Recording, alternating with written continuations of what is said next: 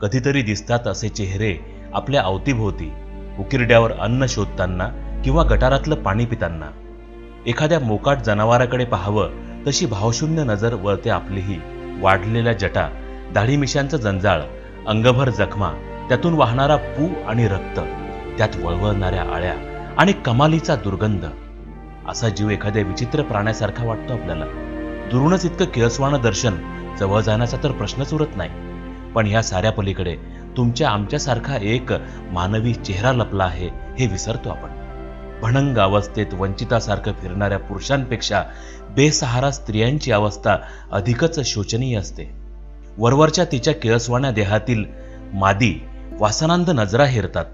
तिच्यावर अत्याचार तर होतातच, पण बळजबरीचं मातृत्वही लादलं जातं तिच्यावर. आपल्या उदरात वाढणाऱ्या अंकुराची त्या निष्पाप जीवाला साधी जाणीवही नसते.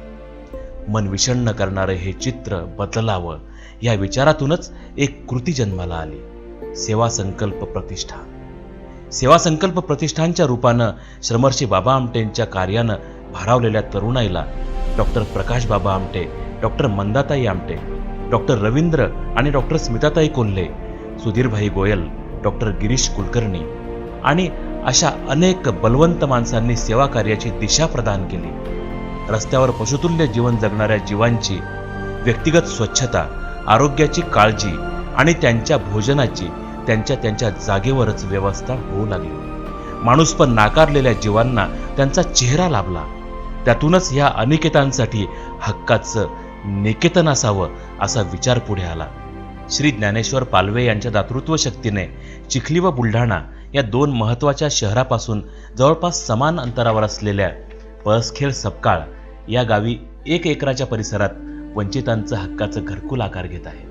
आज मितीस जवळपास 45 निराधार, निराश्रित, मनोरुग्ण, HIV बाधित रुग्ण आणि बालकं असा सेवा संकल्प परिवाराचा गोतावळा आहे. जगानं वेडी ठरवलेली अनेक माणसं याच मायेच्या स्पर्शानं ध्येयवेडी झाली आहेत. सेवा संकल्प परिवाराचा एक कार्यकर्ता म्हणून ते समरसतेने कार्य करताना दिसतात.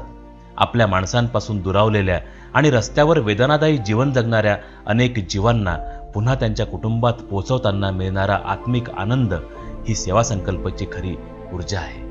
आज ह्या रंजल्या जीवांच्या डोळ्यातील भाव वाचताना, सरली रात्र काळी आता नवी सकाळ आहे, पुसल्या दुर्भाग्य रेषा तेजस्वी माझे भाळ आहे, छळले जाने मला तो एक काळ होता, माणुसकीच्या तज्ञ हाती आज माझा सांभाळ आहे, माणुसकीच्या तज्ञ हाती आज माझा सांभाळ आहे. असाच साक्षात्कार होतो एवढं मात्र खरं.